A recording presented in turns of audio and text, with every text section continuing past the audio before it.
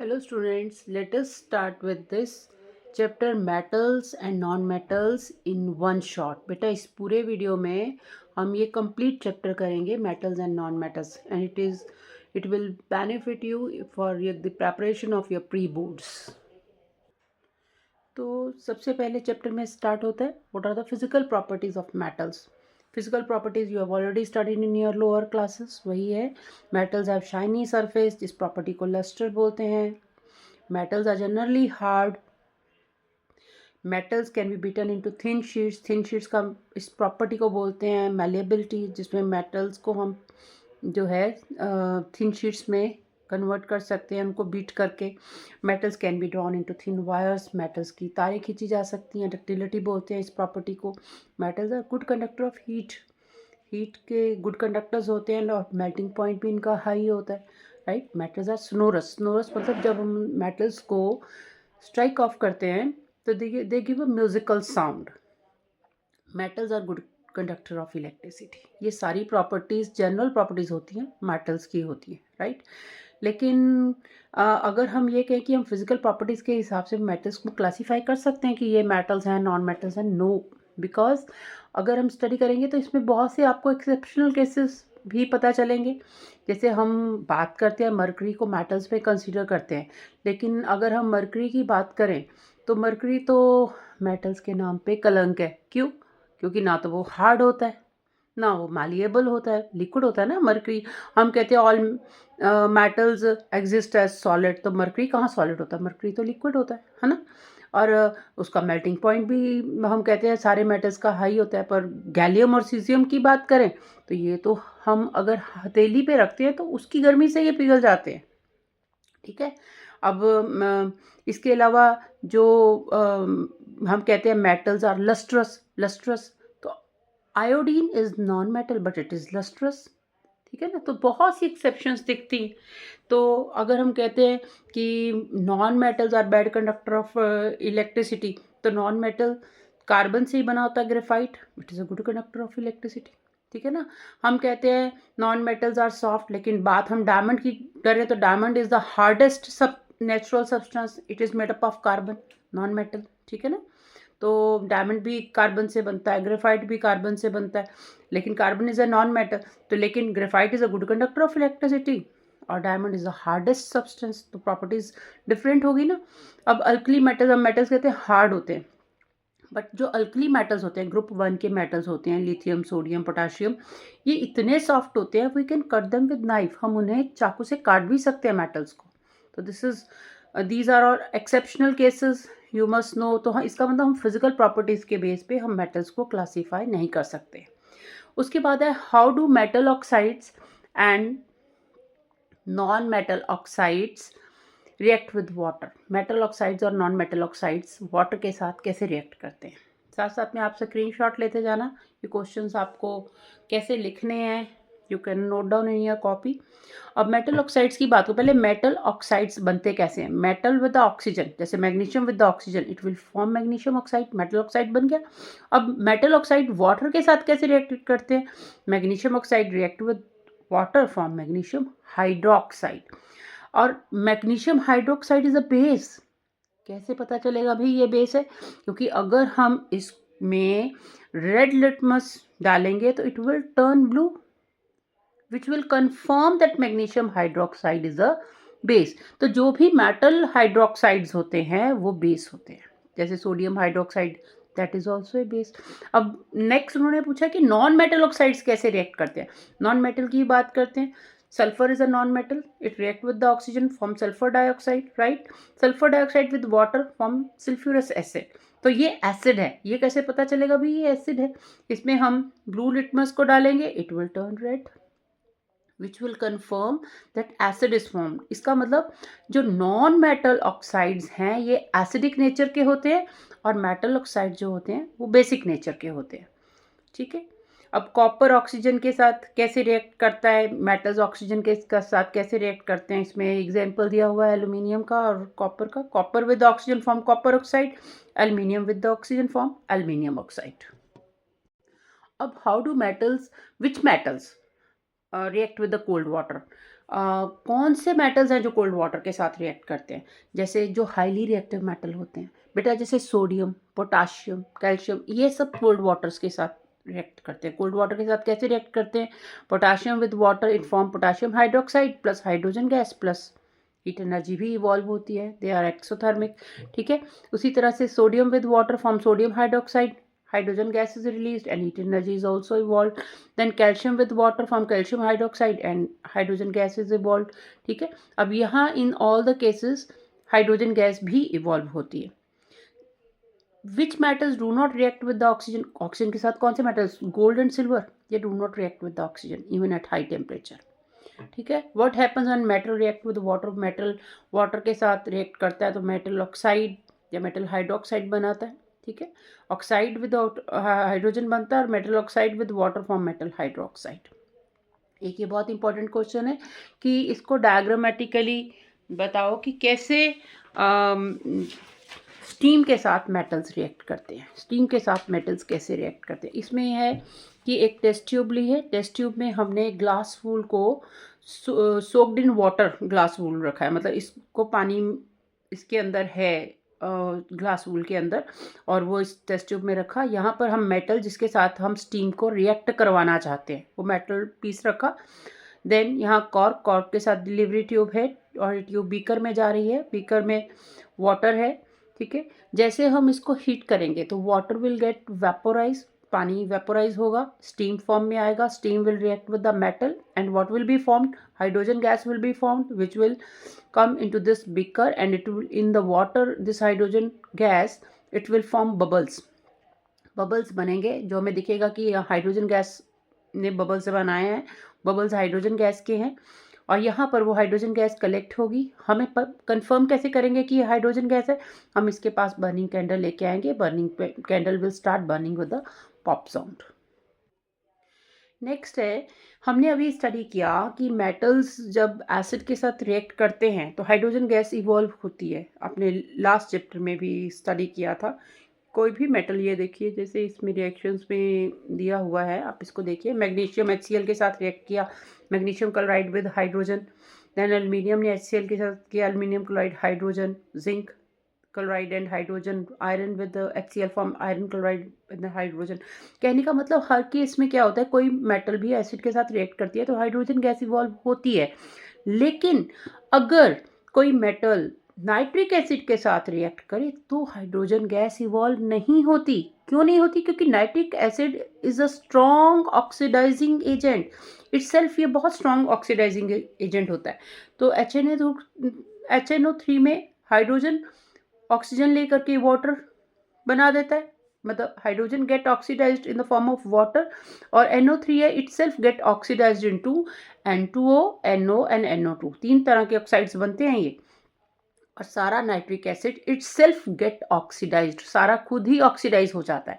लेकिन अगर हम बात करें मैग्नीशियम और मैंगनीज की, ये रिएक्ट करते हैं with very dilute nitric acid जिसमें वाटर कॉन्सेंट्रेशन ज़्यादा होती है। डाइल्यूट नाइट्रिक एसिड के साथ ये हाइड्रोजन गैस रिलीज करते हैं। कौन कौन सी मेटल्स? Magnesium and manganese. ठीक है, अच्छा बात करते हैं copper metal. Copper metal dilute HCl के साथ रिएक्ट करती है तो क्या हाइड्रोजन गैस रिलीज होती है? इस केस में जो है वो डिल्यूट HCl के साथ कोई हाइड्रोजन गैस नहीं रिलीज होती, क्योंकि जो कॉपर की रिएक्टिविटी हाइड्रोजन से कम होती है, जिसके कारण it do not release hydrogen gas. Then इसका मतलब कॉपर HCl के साथ रिएक्ट नहीं करती। उसके बाद व्हाट इज एक्वारिजिया? एक्वारिजिया क्या होता है? एक्वारिजिया एक सॉल्यूशन है जो कि जुलस बनाते हैं, रॉयल वाटर भी उसको बोलते हैं। इसमें क्या होता है, कंसनट्रेटेड हाइड्रोक्लोरिक एसिड और कंसनट्रेटेड नाइट्रिक एसिड 3:1 में होते हैं। और अगर हम, और ये एक ऐसा सोल्यूशन होता है विच कैन डिजॉल्व गोल्ड। ये एक्वारिजिया का ऐसा सोल्यूशन है, गोल्ड को डिजॉल्व करता है। आते हैं कई बार रोड्स पे आते हैं, सड़कों पे सोने के गहने साफ़ करवा लो में वो गोल्ड ही साफ़ करते हैं, वो कभी उनसे साफ़ नहीं करवाने चाहिए। वो एक्वारिजिया में डालते हैं, एक्वारिजिया से जो अपर लेयर डिजॉल्व हो जाती है उनके सोल्यूशन में आ जाती है, और फिर वो साथ में ये भी कह देते हैं अब कोई बात नहीं, इसके पैसे नहीं लेंगे, हमने भला कर दिया आपका। भला नहीं किया होता, वो बहुत आपका नुकसान हो जाता है, गोल्ड का जो वेट है वो कम हो जाता है। ठीक है, एक्वारिजिया ये काम करता है, ज्वेलर्स के पास जाके ये भी ज़रा नहीं करना चाहिए कि हमारे गोल्ड के ऑर्नामेंट साफ़ कर दो। वो साफ़ करके बड़े खुश होते हैं क्योंकि वो गोल्ड ही साफ़ हो जाता है, उसका वेट कम हो जाता है एक्वारिजिया में। ठीक है। आगे है electron dot structure of sodium chloride. ये मैंने पहले भी बताया था। सोडियम का एटॉमिक नंबर होता है 11। इसकी कॉन्फ़िगरेशन करें तो बनती है 281। इसके पास एक एक्स्ट्रा इलेक्ट्रॉन होता है क्योंकि आउटरमोस्ट शेल में 8 इलेक्ट्रॉन चाहिए होते हैं, इसके पास एक है। तो ये 7 लेने की बजाय इसको एक देना आसान होता है, तो ये एक देने में इंटरेस्टेड होता है और अगर वो दे दे तो फिर बन जाता है प्लस और इसकी कॉन्फ़िगरेशन हो जाती है 2 और 8। एक इलेक्ट्रॉन देने के बाद पॉजिटिव चार्ज आ जाता है। उसी तरह से क्लोरीन जो है इसका एटॉमिक नंबर होता है 17, मतलब 287। अब इसको 7 देने मुश्किल हैं, एक लेना आसान है, तब इसकी शेल में 8 हो जाएंगे। ठीक है, तो ये हमेशा इलेक्ट्रॉन लेना चाहता है। लेना चाहता है तो जो लेता है उसका नेचर नेगेटिव। ठीक है, तो इसके ऊपर नेगेटिव चार्ज होता है और फिर अगर नेगेटिव चार्ज आ जाए तो ये बन जाता है 288। अब सोडियम क्लोराइड कैसे बनता है? सोडियम के पास एक एक्स्ट्रा इलेक्ट्रॉन है देने के लिए और क्लोरीन के पास 7 इलेक्ट्रॉन हैं और इसको एक चाहिए, तो ये यहाँ से एक ले करके इसके साथ दोस्ती कर लेता है, फ्रेंडशिप कर लेता है और ये मॉलिक्यूल इकट्ठे रहता है। सोडियम अपना एक दे देता है, क्लोरीन एक ले लेता है। जब एक इलेक्ट्रॉन देने के बाद जो इनका बॉन्ड बनता है, फ्रेंडशिप बॉन्ड, वो होता है आयोनिक बॉन्ड और ये पक्का बॉन्ड होता है। जिस बॉन्ड में पूरा इलेक्ट्रॉन एक दे रहा है दूसरा ले रहा है तो आयनिक बॉन्ड बनता है और ये एक पक्की दोस्ती होती है, जल्दी हम इसको ब्रेक नहीं कर सकते। इसको कैसे लिखना है इसका एक स्क्रीनशॉट ले लीजिए, बाकी का पार्ट मैं आपको दिखाती हूँ। स्क्रीनशॉट ले लो, इसका ले लिया? ये बाकी के पार्ट का भी स्क्रीनशॉट ले लो इस क्वेश्चन के। ओके, नेक्स्ट है उसी तरह से electron dot structure of magnesium chloride. Magnesium का एटॉमिक नंबर 282। तो मैग्नीशियम के पास 2 इलेक्ट्रॉन होते हैं देने के लिए। ठीक है, और अगर 2 दे दे तो Mg2+ चार्ज आ जाएगा और कॉन्फ़िगरेशन बन जाएगी 2 और 8। उसी तरह क्लोरीन के पास एक लेना होता है, लेने के बाद यहाँ नेगेटिव चार्ज आ जाएगा, हो जाएगा 288।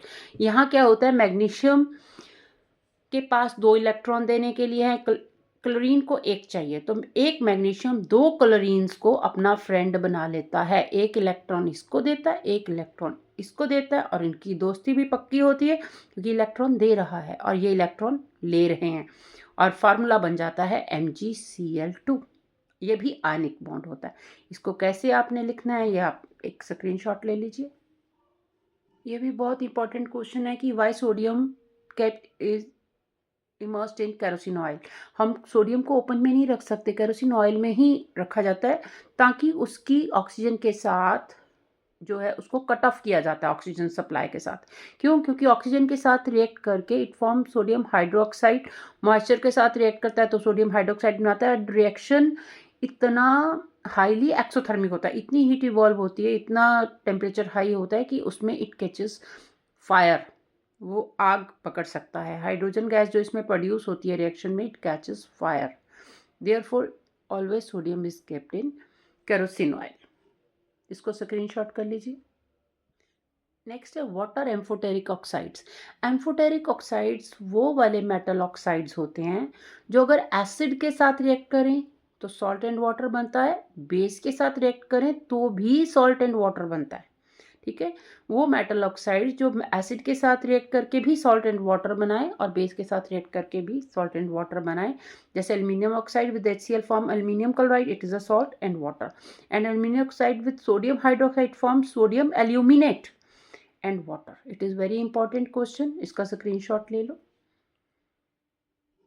नेक्स्ट टॉपिक है how can we extract metals low in activity series. जो रिएक्टिविटी सीरीज हम करते हैं उसमें जो लो रिएक्टिविटी की मेटल्स हैं वो उसमें से हम उनके ओर्स में से हम मेटल को कैसे एक्सट्रैक्ट कर सकते हैं। जो लो रिएक्टिविटी की मेटल्स हैं जनरली इनके ओर्स जो होते हैं सल्फाइड्स होते हैं, जनरली सल्फाइड्स होते हैं। जैसे mercury is a low metal of low reactivity, copper is a metal of low reactivity, ये सल्फाइड ओर्स में मिलते हैं।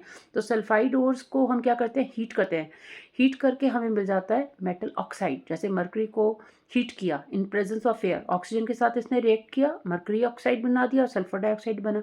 ठीक है, अब फिर फर्दर हीटिंग करते हैं तो इसमें ऑक्सीजन सेपरेट हो जाता है, मरकरी एंड ऑक्सीजन में हमें मरकरी जो है मिल जाता है, एक्सट्रैक्ट कर लेते हैं। उसी तरह कॉपर सल्फाइड को हीट किया इन presence of air, it form copper oxide, copper oxide को फर्दर हीट किया तो इट फॉर्म कॉपर।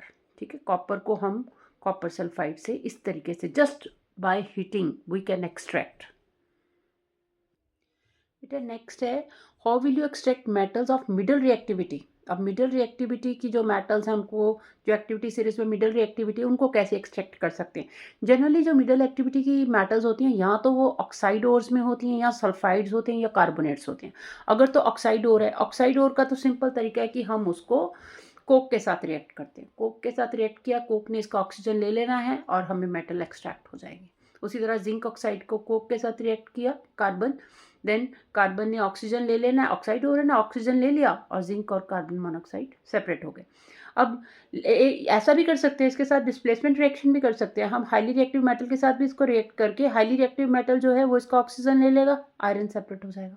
ठीक है, कोक के साथ भी कर सकते हैं, displacement reaction highly reactive metal के साथ भी कर सकते हैं। ठीक है, अब उसके बाद नेक्स्ट हमने बात की सल्फाइड ओर्स। सल्फाइड ओर्स में क्या होता है, अब जैसे जिंक सल्फाइड है, जिंक सल्फाइड है, अब जिंक सल्फाइड को हम करेंगे कैल्सिनेशन,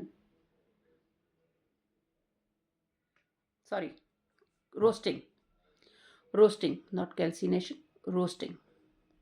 रोस्टिंग में क्या होता है, इन प्रेजेंस ऑफ ऑक्सीजन हमने इसको हीट करना है, in presence of oxygen heat करेंगे। ठीक है, और क्या होगा, sulphur will take oxygen, oxygen लेके बना देगी सल्फर डाइऑक्साइड और हमें जिंक मिल जाएगा, राइट, रोस्टिंग। ठीक है, तो जो सल्फाइड ओर्स हैं, हमने सल्फाइड ओर्स, तो सल्फाइड ओर्स में क्या हुआ, जिंक सल्फाइड को हमने रोस्टिंग किया, गर्म किया, इन प्रेजेंस ऑफ हीट किया, इन presence of oxygen, it will form zinc oxide and sulphur dioxide, right. अब जिंक ऑक्साइड मिल गया ना, अब जिंक ऑक्साइड का हम क्या करेंगे, हम वही रिडक्शन करेंगे जो हमने ऑक्साइड्स की थी ना। जिंक ऑक्साइड मिल गया, जिंक ऑक्साइड को कार्बन के साथ रिएक्ट किया, वही जिंक ऑक्साइड को किया कार्बन के साथ रिएक्ट और हमें मिल गया जिंक प्लस कार्बन मोनोऑक्साइड। तो इस तरीके से हम जिंक को एक्सट्रैक्ट कर सकते हैं। अच्छा, जो मैंने अभी दो आपको बता दिए, ऑक्साइड की फॉर्म में और हो तो कैसे लेना है, सल्फाइड की फॉर्म में हो तो कैसे लेना है। सल्फाइड को हमने रोस्टिंग किया, रोस्टिंग करने के बाद ऑक्साइड मिला, ऑक्साइड को फिर उसी तरीके से हमने इसको रिड्यूस कर दिया कोक के साथ रिएक्ट करके, या हाईली रिएक्टिव मेटल के साथ भी हम कर सकते हैं, तो हमें ये मिल गया। ठीक है, तो नंबर 3 पे कौन से ऑक्साइड्स हैं, कार्बोनेट ओर्स, कार्बोनेट ओर्स। तो जो मिडल रिएक्टिविटी के मेटल्स हैं उनके ओर्स कार्बोनेट ओर्स भी होते हैं। Let it be zinc carbonate की बात करते हैं, जिंक कार्बोनेट है। अब इसका हमने करना है कैल्सिनेशन। कैल्सिनेशन का मतलब कि हमने इसको एब्सेंस ऑफ एयर में हीट करना है, एब्सेंस ऑफ ऑक्सीजन में। ठीक है, एब्सेंस ऑफ ऑक्सीजन में हमने हीट करना है, this is called calcination. Calcination process में क्या होता है कि zinc oxide plus carbon dioxide बन जाता है। ठीक है, अब यही जिंक ऑक्साइड को हमने रिड्यूस करना है। रिड्यूस करने के लिए वही कार्बन के साथ कोक के साथ कर सकते हैं, कोक के साथ करेंगे तो ये जिंक हो गया सेपरेट।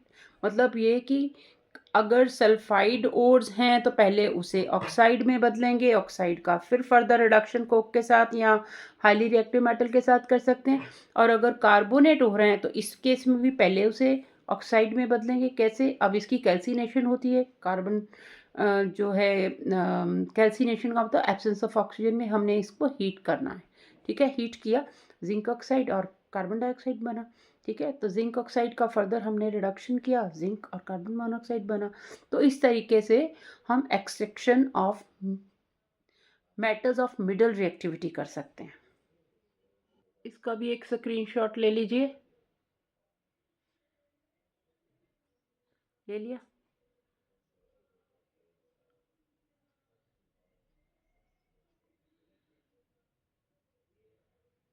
इसका भी स्क्रीनशॉट ले लीजिए।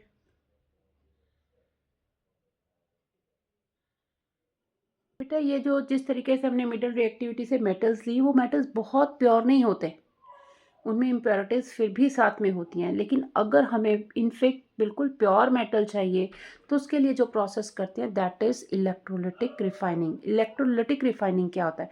इलेक्ट्रोलिटिक रिफाइनिंग में हम इलेक्ट्रिसिटी के थ्रू हम रिफाइनिंग करते हैं। इसमें हम एक इलेक्ट्रोलिटिक टैंक लेते हैं और उसमें इलेक्ट्रोलाइट डालते हैं। इसमें हम मोल्टन मेटल लेते हैं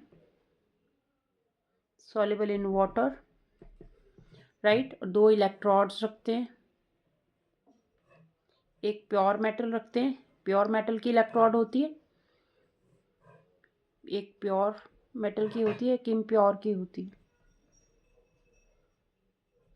ठीक है। और इनको हम बैटरी से कनेक्ट करते हैं,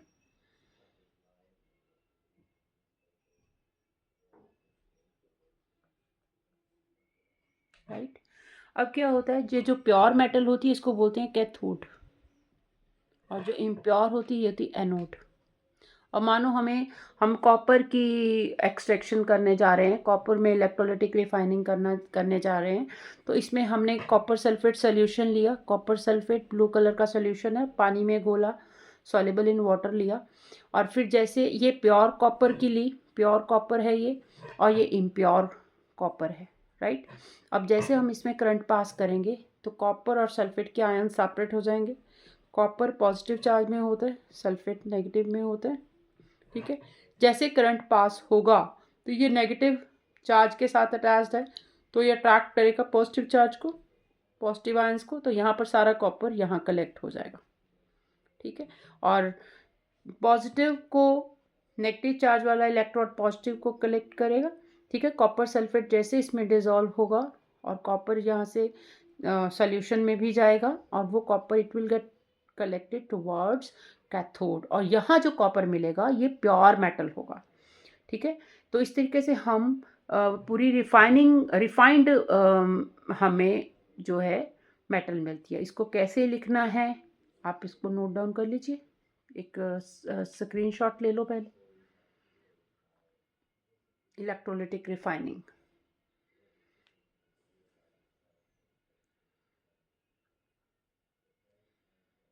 now come to the last but not the least, बहुत ही इंटरेस्टिंग है ये, कि जो टॉप रिएक्टिविटी की मेटल्स हैं उनको कैसे हम एक्सट्रैक्ट कर सकते हैं, हम उनके ओर से कैसे एक्सट्रैक्ट कर सकते हैं। जैसे पोटाशियम ऑक्साइड, जैसे सोडियम ऑक्साइड,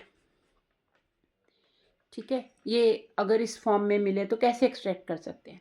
पहले तो जो भी ऑक्साइड था हमने उसे डाला फर्नेस में, कोक के साथ भट्टी में डाल दिया, चलो जी ऑक्साइड सेपरेट कर दिया, यही किया था ना मिडल रिएक्टिविटी में। इनको डालो भट्टी में, कुछ नहीं होने वाला। क्यों? क्योंकि इनकी दोस्ती बहुत पक्की है भाई, ये दोस्ती को आप नहीं तोड़ पाओगे ऐसे भट्टी में डाल के। तो क्या करेंगे, इनका दोस्ती का भूत उतारना है तो आपको देने पड़ेंगे करंट शॉक्स, इलेक्ट्रिक करंट के इसको शॉक्स देने पड़ेंगे, तब इनका दोस्ती का भूत उतरेगा। तो कहने का मतलब इसके लिए जो मेथड हमने करना है वो है इलेक्ट्रोलिसिस। इलेक्ट्रोलिसिस का मतलब क्या?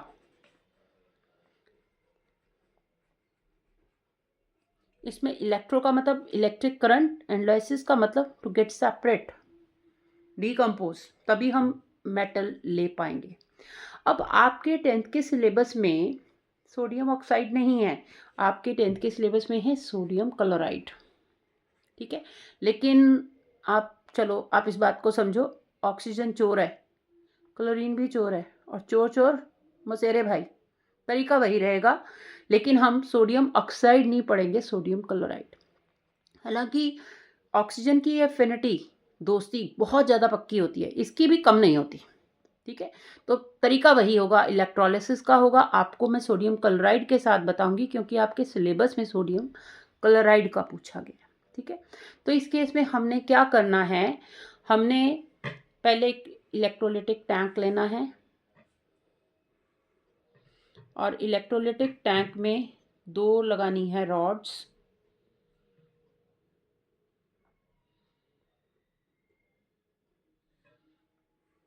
ये इनर्ट मेटल की रॉड्स होंगी, नॉन रिएक्टिव, ठीक है। फिर हमने इसमें लेना है सोडियम क्लोराइड, लेकिन in the molten form. Molten form का मतलब पिघला हुआ, इसमें पानी नहीं डालना, हमने बिल्कुल भी पानी नहीं डालना। सोडियम क्लोराइड मोल्टन फॉर्म में लेना है, ठीक है। मोल्टन फॉर्म में ले लिया। उसके बाद हमने क्या करना है, इसको बैटरी के साथ अटैच करना है,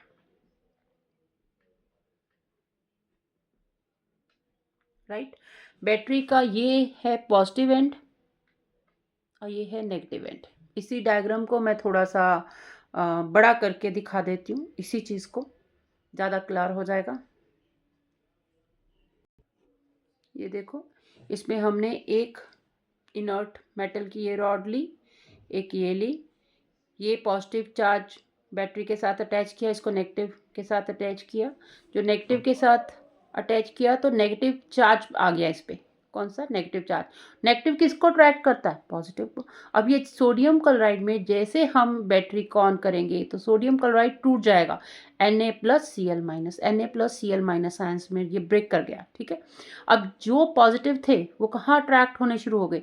वो पॉजिटिव नेगेटिव चार्ज वाली रोड के ऊपर अट्रैक्ट हो गए। नेगेटिव चार्ज है ना इस पे, तो नेगेटिव चार्ज वाली रोड पे अट्रैक्ट हुए, यहाँ सारा सोडियम आ गया, ठीक है।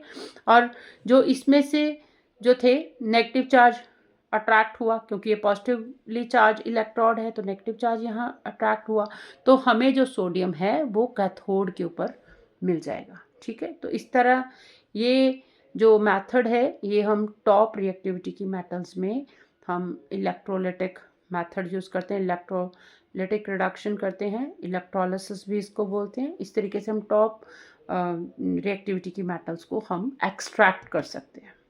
इसको कैसे लिखना है, इसका एक स्क्रीनशॉट ले लीजिए। ले लिया स्क्रीनशॉट? इलेक्ट्रोलिटिक रिडक्शन का आ जाए तो कैसे लिखना है ये भी आप इसका स्क्रीनशॉट ले लीजिए,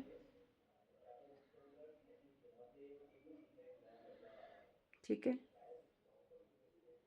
तो नेक्स्ट टॉपिक है व्हाट इज एलॉय। एलॉय क्या होता है? Alloy is a homogeneous mixture of 2 और मोर मेटल्स, और या मेटल या नॉन मेटल भी हो सकती है। जैसे स्टील में होता है ये alloy of iron, chromium and निकल होता है, ठीक है। 2 या 2 से ज़्यादा मेटल्स या नॉन मेटल्स, उनका जो होमोजेनस मिक्सचर होता है उसको बोलते हैं एलॉय। एलॉय क्यों बनाए जाते हैं?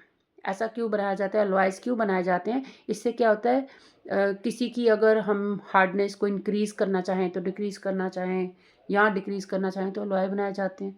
और उनको केमिकल्स के लिए रेजिस्टेंट करना चाहें कि केमिकल्स का उनके ऊपर इफेक्ट ना कर हो, इसलिए एलॉयज बनाए जाते हैं।